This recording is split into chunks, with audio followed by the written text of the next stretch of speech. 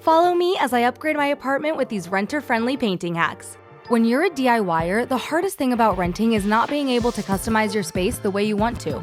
So here are a few tips to take your rental to the next level without losing your security deposit.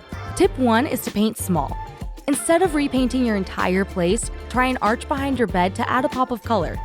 Probably start with pencil if you're like me. And if you really don't like to freestyle, tie a string to a pin in the center of your arch so it can do the hard part for you.